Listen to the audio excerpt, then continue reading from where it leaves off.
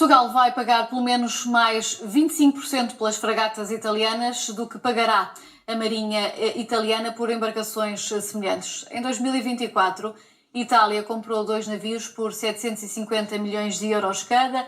De acordo com o Jornal Expresso, a Marinha Portuguesa deverá pagar mais de 1.000 milhões por cada fragata e a estes valores acresce ainda o investimento em mísseis e obras na base naval de Lisboa. O Ministério da Defesa Nacional assume que a inflação impactou o montante final dos contratos. Luís Montenegro revelou que o programa completo vai custar 3.900 milhões de euros. São ou não necessárias estas fragatas e o que é necessário ainda saber sobre este negócio para avaliar a pertinência também deste investimento? É nosso convidado, o comandante Pedro Lorré, comandante da Marinha. Muito boa tarde. Seja bem-vindo. Eu estava aqui a lançar algumas perguntas que lhe vou lançar também agora a si. Do que sabemos deste negócio, em termos técnicos, na verdade, não é muito, mas isso deixa-nos de alguma forma sem capacidade para perceber se este é ou não um investimento, e pergunto-lhe assim, obviamente, que é especialista nesta matéria. Sim, portanto, nós tivemos o conjunto de notícias que têm vindo a público que são de facto escassos. Sabemos que o nosso Primeiro-Ministro e o Ministro da Defesa foram à Itália e em conversações com a Primeira-Ministra de Itália fizeram este negócio e foi-nos comunicado na altura que a Marinha Portuguesa iria adquirir por 3,9 mil milhões de euros 3 fragatas à Itália. E, na altura, o Ministro da Defesa o que disse é que nesse contrato estava incluído também um apoio durante 30 anos de sustentação dos navios. Se bem que não entrasse em qualquer pormenor sobre a forma como essa sustentação seria feita. Mais tarde, penso na semana passada, quer o Sr. Primeiro-Ministro, quer o Ministro da Defesa vieram dar uma primeira informação, que foi sobre o valor de cada uma das fragatas. E informaram-nos que cada uma das fragatas custava 1.000 milhões de euros. Portanto, dos 3,9 mil milhões, 3 mil estavam pela aquisição. E falta saber exatamente a que é que corresponde este valor dos 900 milhões que sobram dos 3,9, sendo as fragatas 3 mil. E aqui é que há uma enorme falta de informação. Uma primeira questão que eu coloco... Havia dúvida, por exemplo, se existiriam ou não helicópteros. Isso é uma das questões que eu falarei. Essa foi colocada e não há ainda essa... Não há confirmação. De qualquer forma, penso que é importante referir que estas fragatas vão ser subsidiadas por uma linha de crédito que a União Europeia lançou, o SAFE, que para Portugal destinou uma verba de 6 mil milhões. Ou seja, a primeira questão... de 67% dessa verba. E isso significa o quê, na sua opinião? É demasiado para um investimento desta natureza, tendo em conta... E, na verdade, isto não é dinheiro dado, é dinheiro emprestado.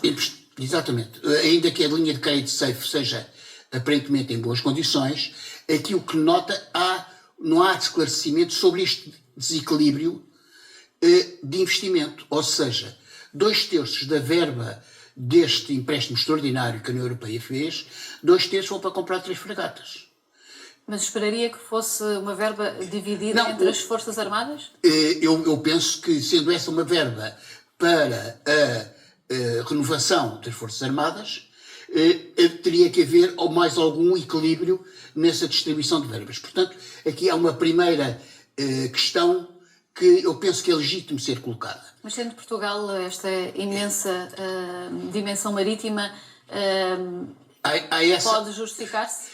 Isso será um argumento a favor, mas de qualquer forma, hoje estamos num momento em que a guerra está a ter desenvolvimentos e o conhecimento sobre a guerra hoje começa a ser diferente daquilo que era, portanto, é difícil neste momento definir se esta prioridade de 2/3 para 3 fragatas é ou não equilibrado no âmbito das ameaças que neste momento Portugal eventualmente pode ter. Esse é um ponto importante, porque de facto, ao acompanharmos, por exemplo, a guerra na Ucrânia, mas não só, mas sobretudo a guerra na Ucrânia que nos tem sido mais próxima, notamos muitos avanços e muita modernização naquilo que são os meios de combate que são utilizados.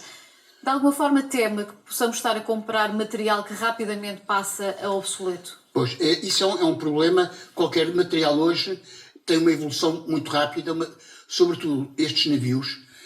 Eu posso dizer que estas fragatas são, de facto, fragatas de enorme qualidade, com uma componente eletrónica enorme. E, como nós sabemos, no campo da informática e de informatização e dos sistemas digitais, a evolução é muito rápida. Portanto, aqui há um ponto que eu considero chave e que, apesar do Ministro da Defesa ter falado nele, eu penso que é chave, que é a transferência de tecnologia. Ou seja, que transferência de tecnologia é que é feita de Itália e dos fabricantes para Portugal, para que Portugal, por um lado, possa manter devidamente os navios. Em segundo lugar, face às alterações que inevitavelmente os fabricantes destes navios, que são feitos hoje, vão sofrer com o tempo. Ou seja, como é que se processa essa transferência de tecnologia e quanto é que ela vai custar. Portanto, isto são temas que podem ter áreas de confidencialidade, mas de qualquer forma é importantíssimo que o Parlamento e os portugueses saibam as linhas gerais deste negócio e não tudo pontos de interrogação. Porque temos que ver, por exemplo, nesta verba inicial estão incluídos os mísseis e as munições.